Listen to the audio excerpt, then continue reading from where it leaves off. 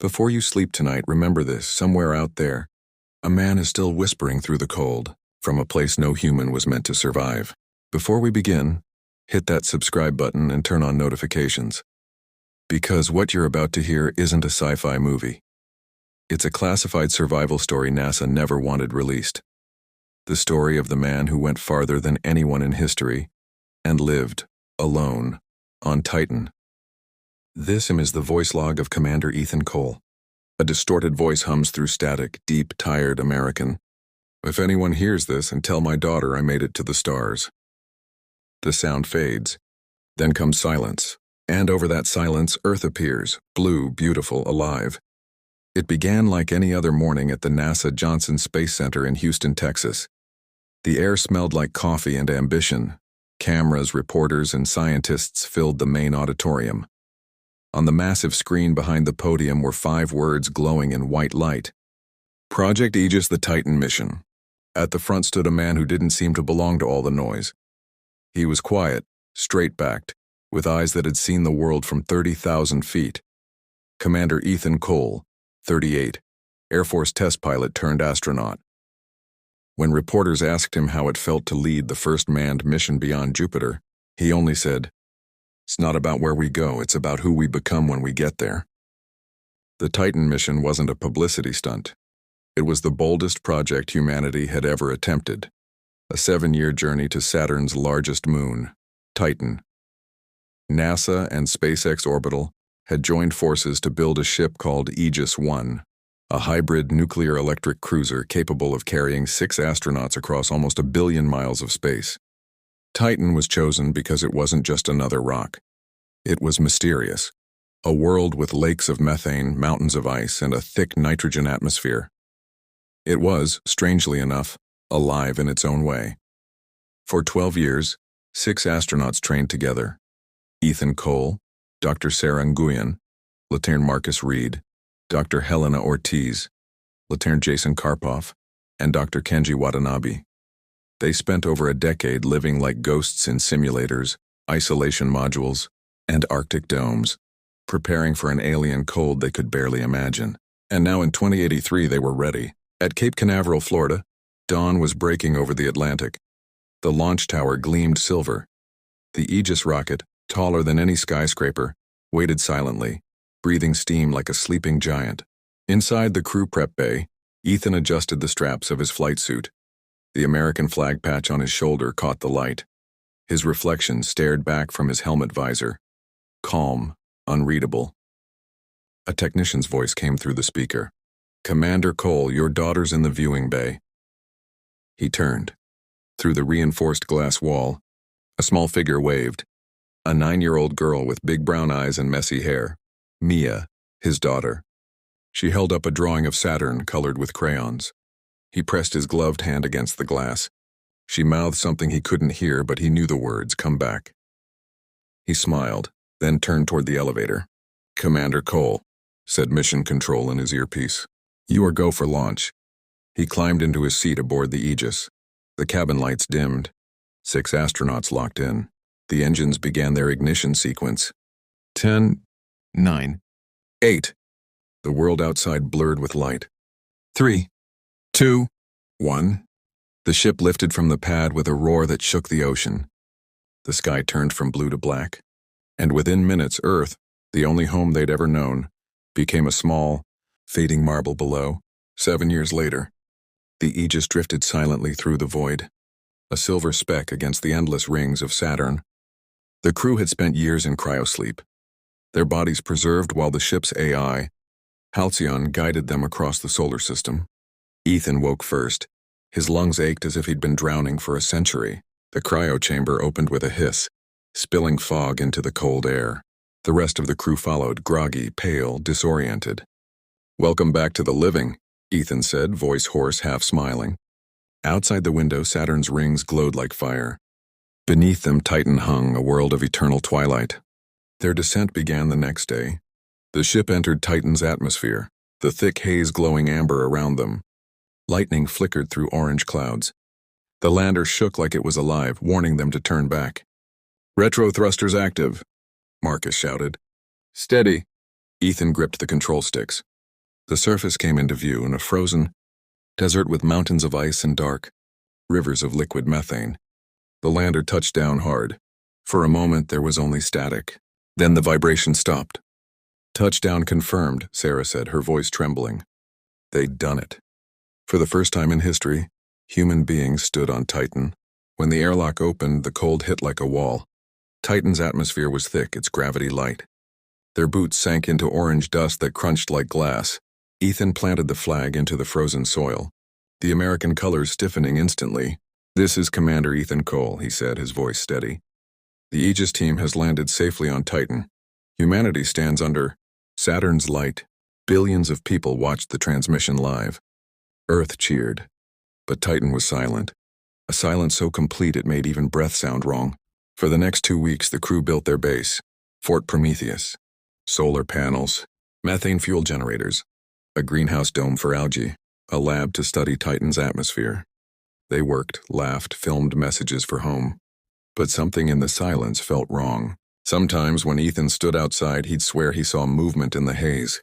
The fog was thick, alive, shifting in patterns that looked almost intelligent. He dismissed it. Isolation plays tricks on the mind. On the 17th day, at 3:47 Titan Standard Time, the ground trembled. Just once, short, sharp, like a knock from below. Instruments flickered. "Probably just a small quake," Marcus said. "Titan burps methane sometimes." But the tremor came again, stronger, and this time the air pressure spiked. Dr. Ortiz frowned at her thermal map. "I'm picking up heat signatures below the surface. Deep ones. Titan shouldn't be that active." Outside, the dunes began to shimmer, the frozen ground bulging, cracking. "Ethan, I think it's—" The world exploded. A geyser of liquid methane shot from the ground, tearing through the base. The shockwave hit like a bomb. Walls folded. Equipment flew. The radio went dead in a flash of static. Ethan was thrown backward, crashing into a console, visor cracking. The last thing he saw was fire, blue fire, before the world went black. When he woke, everything was quiet. The storm had passed. The air was thick with frozen debris. His suit's oxygen warning blinked red. Sarah, Marcus. Nothing static, only the wind. He crawled out from under a collapsed panel, his breath fogging the cracked visor. The base was gone. The solar arrays were twisted, the rover half buried. There were no bodies, just footprints. Fading into the mist, he scavenged what he could. A half-working oxygen tank, a small power cell, a damaged rover shelter. He dragged himself inside, sealed the hatch, and sat in silence. "This is Commander Ethan Cole," he recorded on his helmet cam. "The base is destroyed. All crew presumed lost. I am alive. Estimated oxygen, 46 hours. No comms, no visual on survivors. I will attempt to rebuild a signal transmitter. If anyone hears this—" He stopped, looked out the small window at the orange sky. "I'm not dying here." He switched on the radio out of habit. Static hissed back. Then something faint, a rhythmic pulse. 3 beeps. Then a voice distorted by distance and interference. "Oh, hello? Titan base. Anyone alive?" Ethan froze. He turned up the gain, leaned closer. "Repeat, this is Commander Cole of Aegis 1. Identify yourself." The voice broke apart again. Just one phrase came through clearly. Calm, human, impossible. "Ethan, is that you?" The radio fell silent, and for the first time since the storm, Ethan realized he wasn't alone on Titan. The wind outside the rover whispered like static, a slow, endless hum moving through the methane fog. Ethan sat with his back against the cold metal wall, his breath visible in the thin light of his wrist display. The oxygen gauge blinked yellow. 41 hours left. He turned the radio dial again, slowly, carefully, the way he'd been doing for hours, static. Then silence. Then again in the faint pulse. 3 short beeps, then a long one, almost like a heartbeat. He pressed the transmit button. "This is Commander Ethan Cole, Aegis Mission, NASA. Identify yourself." Nothing, only wind. He stared at the small glass window. Outside, Titan's surface stretched endlessly. Frozen dunes, black rivers of methane, the soft orange glow of a sun too weak to give warmth. Somewhere far above, Saturn's rings shimmered faintly, pale ghosts in the haze. He recorded another log entry. "Mission Day 19, I have established a temporary shelter using the rover shell. Oxygen reserves are critically low. I'll attempt to repair the filtration unit using spare components from the life support pack. Still no sign of the others. I keep hearing signals, faint repeating. Might be a reflection from the old Titan orbiter, or it could be something else. He paused, voice lowering. If anyone finds this, please tell my daughter Mia. I'm trying. He switched off the recorder and sat in silence for a long time. When he finally stood up, his body ached from the cold. He moved carefully like an old man, checking the seals on his suit. Outside temperature, minus 290 Fahrenheit. Wind speed, 15 miles per hour. Visibility, low. He grabbed the portable scanner and stepped outside. His boots crunched into frozen dust. The fog swallowed him whole within seconds. He kept one eye on the compass display, the other on the scanner, which flickered with faint electromagnetic readings. The signal came from the north, weak, intermittent, like someone breathing across a great distance. He walked for nearly 2 hours before he saw it. Half buried in ice, tilted like a gravestone, was a piece of metal. He brushed the frost away with his glove. A faded logo appeared, the old NASA insignia. He froze. The paint was decades old, older than his mission. He crouched down, brushing away more ice. It wasn't just debris, it was a piece of an old probe, one of the early Titan landers from the 2040s. Its body was twisted and dead, but one small light on its transmitter still blinked weakly, powered by a failing plutonium core. He tapped the casing and the signal flared. The same rhythm, 3 short, 1 long. Ethan's voice shook. Jesus Christ. You've been transmitting for 40 years. He found a small data port on the side and connected his suit uplink. The screen on his wrist filled with static, then text fragments.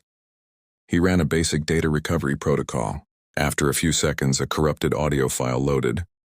A voice came through. Weak, human, male. This is Captain Robert Hayes, Titan Explorer 1. We crashed during descent. Oxygen, low. Trying to send beacon signal. If anyone... The rest was gone. Ethan frowned. Robert Hayes, he remembered that name. One of the original Titan test missions that had disappeared in 2047. The world had mourned, then moved on, but no one had ever found a trace. Until now. He pulled back, his mind racing. If Hayes's probe survived this long, maybe the capsule had too. Maybe there was shelter, maybe even stored oxygen. He marked the coordinates on his wrist display and turned toward the north ridge. The terrain grew steeper. The fog thickened. Every breath felt like a battle against the cold. His oxygen warning beeped again. 30 hours. At the ridge's base, he saw something half buried, a dark shape larger than the probe. He climbed closer. It was the remains of a landing pod, scorched, its side torn open. The words Titan Explorer 1 were still barely visible through the frost. Inside, everything was frozen, shattered screens, cracked helmets, a skeleton half hidden beneath a torn flight suit. Ethan stood in silence for a long moment, staring at the name tag. R. Hayes. He crouched beside the remains. I'm sorry, Captain, he said quietly. But your signal, it reached me. He scavenged what he could. Oxygen canisters, old power cells, and something unexpected. A black case labeled, Data cores are on, critical. He attached it to his pack and turned back toward the rover. The journey back was harder. The fog had thickened to near blindness. The scanner's compass flickered, disoriented by Titan's magnetic fields. He stumbled, fell, got up, fell again. Each time he rose, the cold crept deeper into his bones. By the time he reached the rover, the world was dimming at the edges of his vision. He slammed the hatch shut and collapsed inside, shaking. Oxygen, 24 hours. Battery power, 19%. He loaded the black case into the rover's data port. The system flickered, then powered up. Inside was a log, a message file from Captain Hayes, dated 2047. If anyone finds this, Titan isn't what we thought it was. We detected something under the crust, a pulse. Not geological, rhythmic, artificial. The storm came right after we detected it. It's still down there. Still active. Ethan leaned forward, heart pounding. The pulse, the same signal. He replayed the recording again. The background noise wasn't static. It was the same 3 short, 1 long beeps repeating endlessly. He switched on his own scanner. The pulse matched perfectly. Same rhythm, same frequency. Only difference, and the signal now was stronger, closer. He looked through the small window. The fog glowed faintly in the distance, a bluish shimmer. pulsing in sync with the radio signal. Ethan whispered, "What the hell are you?" He checked his gear, tightened his gloves, and began preparing for another walk. He didn't know if he was chasing rescue or walking toward the thing that destroyed the last crew, but sitting and waiting meant dying. He wrote one last log before leaving. "Commander Ethan Cole, personal entry. The signal is real. I've located remnants of the Titan Explorer 1 mission. I'm going to follow the pulse. If this is my last entry, tell Mia I kept my promise." He stepped outside into the orange fog. The light from Saturn's rings filtered weakly through the clouds, painting the ice with pale gold. Each step he took, the signal grew louder. 3 short, 1 long. It was coming from beneath the ice ahead. He stopped, looked down. The ground was translucent, blue light flickering underneath, like something alive. Then the ice cracked. A flash of blue engulfed him. The signal screamed in his headset. No longer beeps, but a voice. His own. "Ethan, is that you?" And then silence. The first thing Ethan felt was the cold, different from the airless freeze outside. This cold had weight, pressure, like something heavy pressing down on his chest. His helmet lights flickered, throwing thin white cones through the fog. He was underground. Somehow the ice beneath his feet had given way, and he'd fallen into a hollow chamber. The signal was still there, louder now, vibrating through the ground like a pulse under the skin of the moon. His suit sensors struggled to process it. Electromagnetic, not seismic, and rhythmic, repeating every 4 seconds. He stood slowly, his boots crunching on frozen glass. The cave walls were smooth, not natural. They curved outward in perfect symmetry, coated in transparent ice. Behind that ice, faint geometric patterns glowed, a lattice of light, breathing softly like circuitry buried in a glacier. Ethan whispered, "Jesus Christ." He activated the camera on his wrist.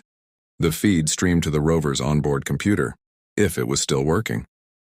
"This is Commander Cole," he said, his voice trembling but steady. "I've fallen into an underground cavity, approximately 50 meters below the surface.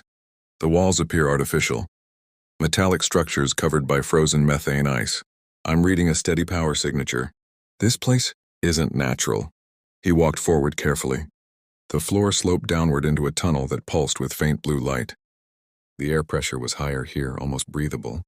Though his helmet sensors insisted the atmosphere was still toxic, frost clung to the inside of his visor. He wiped it away with a gloved hand. The tunnel opened into a vast chamber, a sphere big enough to fit the entire Aegis lander inside. In the center stood an object the size of a house, smooth silver half buried in ice. Around it, frozen scaffolding or tendrils stretched outward, connecting to the walls like veins. Every few seconds the pulse ran through them, lighting the chamber for a heartbeat before fading again. Ethan stepped closer. The object wasn't rock or metal. It looked grown, not built. As he circled it, his radio hissed. Static, then a whisper. His own voice. "Ethan, is that you?" He froze. "Who is this?" The reply came clearer now, layered, distorted. "Ethan Cole, Commander, Project Aegis. You shouldn't be here." His heart hammered. "Identify yourself." "I'm you." For a moment he thought it was an echo, feedback from his suit recorder, but then another line came, softer, almost pleading. "Don't touch it." He turned, scanning the chamber. No one. Only the silver object pulsing quietly, its rhythm matching his heartbeat. His wrist sensor beeped, a radiation spike, mild but rising. The power source was active. He reached into his tool pack, pulled out a probe scanner, and extended it toward the object. The moment the probe touched the surface, the light flared white. Data flooded his visor display. Lines of code, coordinates, waveforms, and then a voice log. Mission record Aegis Backup Protocol 2090. Subject Commander Ethan Cole. Status deceased. He stared, breath freezing inside the helmet. The file showed a timestamp, 7 years in the future. His name, his ID, his DNA signature. The system thought he was already dead. The chamber began to vibrate. The light on the object brightened, shifting from blue to white. He stepped back, but the ice around his boots melted, then refroze. His radio screamed with feedback. Through the noise, his own voice spoke again, clearer this time. Not from the radio, but from inside his helmet speaker. "This isn't Titan, it's memory. The system rebuilds what it loses. You're part of it now." He ripped off the external mic cable, panting. "No, I'm real."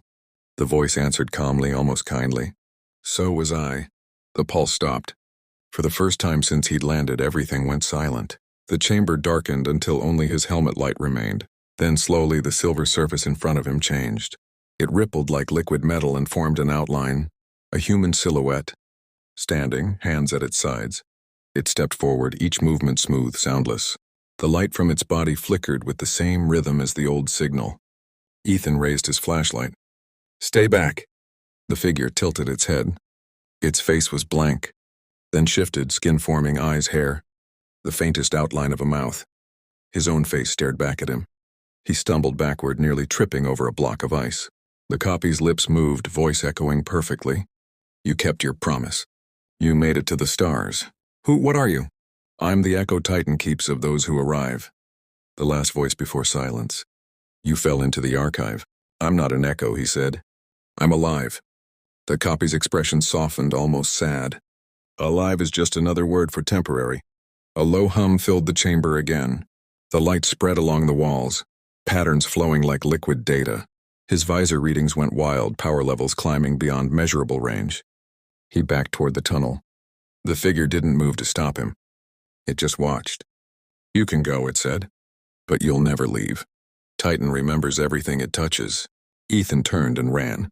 The tunnel shook as he climbed back toward the surface, ice cracking beneath his boots. The hum rose into a roar and then silence again. He burst through the surface snow, gasping, frost burning his lungs. The sky above was darker now, Saturn's rings barely visible through the thickening haze. He stumbled back to the rover, slammed the hatch shut, collapsed inside. His hands were shaking so badly he could barely remove his helmet. The data core still sat on the dashboard, lights flickering. When he connected his wrist display to it, a new file had appeared, time-stamped with the current time. It read simply, Echo Log 1, Ethan Cole. He opened it. The audio began with static, then his own voice. This is Commander Ethan Cole, Project Aegis. If you hear this, I found it. Whatever it is, it remembers us. And it's still alive. He leaned back in the seat, eyes closed, breathing ragged. The cold was deeper now, seeping through the suit layers. Power reserves, 8%. Oxygen, 14 hours. Outside in the distance, the fog pulsed once more. 3 short, 1 long. The signal was still there, waiting. He whispered into the recorder, voice barely audible. I don't know if I'll make it home, but if anyone finds this, tell Mia her dad kept his word. I reached the stars. I just never learned how to come back. The light on the dashboard dimmed to a slow, steady blink, the rhythm of the signal, merging with the beat of his slowing heart. Somewhere deep beneath the ice, the echo answered. The transmission left Titan at 03:14 Universal Time. A thin thread of static and data, weaker than a dying heartbeat. But it reached Earth 32 minutes later, over the Deep Space Network in California. In a control room that hadn't heard Titan's name in weeks, a junior communications officer nearly spilled his coffee. When his console came alive, Sir, he said, breathless. We've got a ping. Origin, Titan. By the time they confirmed the signal's authenticity, the director of NASA's Outer Missions Division was already on the phone with the Pentagon. The data stream was short, only 16 seconds of audio heavily corrupted. But one line was clear. This is Commander Ethan Cole. Alive. Requesting retrieval. Then static. Back on Titan, Ethan sat inside his dead rover, barely conscious. The temperature had dropped again. The fog outside had thickened to an orange-black soup. His breath fogged inside the helmet as the power gauge flickered between 2 and 1%. He had no idea his message had made it home. He was still staring at the pulse outside, mind on that slow, patient heartbeat glowing beneath the ice. Sometimes it whispered now. Not words, just sound, like someone breathing behind the walls of the world. He had stopped asking what it was. The only question left was whether he'd die before it did. He tried to stand, but his legs gave out. The oxygen alarm screamed weakly, then fell silent when the system ran out of power. The world narrowed to a thin circle of light in front of him. Not yet, he murmured. Not yet. He reached for the emergency injector. A single-use stim capsule meant to keep astronauts awake during hypoxia. He stabbed it into his arm. The shock hit him like fire and his heart started hammering again. The fog in his head cleared just enough to move. He opened the rover's rear hatch and stepped out one last time. The wind hit his suit hard, and the ground beneath him vibrated faintly, like the pulse had moved closer to the surface. The glow was brighter now, the color shifting from blue to white, spreading under the ice in lines, patterns that looked too perfect, too symmetrical, like language. He started walking toward it. Far above on Earth, NASA was already preparing a retrieval sequence. The Aegis II emergency drone, a nuclear-powered autonomous vessel that was prepped for launch. It would take 29 days to reach Titan orbit and drop a supply module. Every news network on Earth carried the story. The ghost from Titan. NASA receives transmission from dead mission. The world was holding its breath again, but Ethan didn't know any of it. He was walking across a frozen alien plain, chasing light through the fog. His steps slowed as the ground began to hum beneath him, vibrating like the string of a giant instrument. He could see the fissure now, a thin crack glowing from within. The light pulsed faster as he approached. He crouched, staring down. The depth was impossible to see, but the sound, it wasn't a hum anymore. It was a voice. Dozens of voices. Whispers overlapping, all speaking his name. Ethan. Ethan Cole. Stay. He stumbled backward, heart pounding, eyes wide. No, you're not real. The voices came again, clearer. His daughter's voice this time. Dad? He froze. Mia? His voice cracked. Mia, how? You said you'd come back. Tears froze on his face. This isn't real. You're not her. The glow brightened, spreading in lines across the ice like veins of fire. The ground cracked open under him, releasing a wave of heat that turned the frost into mist. He fell to his knees. And then the voice changed. Deeper now. Not human. A sound like every frequency speaking at once. You carry their signal. Their memory. We keep it. He looked up at the fog, trembling. What are you? Archive reflection, you are not the first. You will not be the last. The light reached his boots now, wrapping around him like liquid glass. For a moment the pain stopped.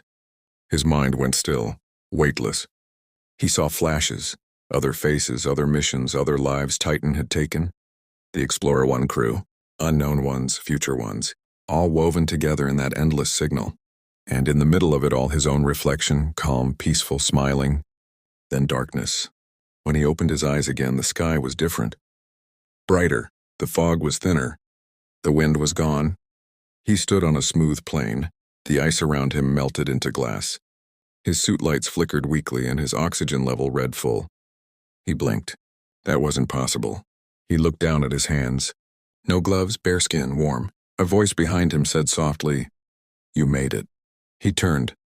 A woman stood there, hair dark, eyes gentle, smiling. Sarah Nguyen, his crewmate. She'd died weeks ago. Sarah? He whispered. She nodded. We all made it, just not the way we expected. He backed away, shaking his head.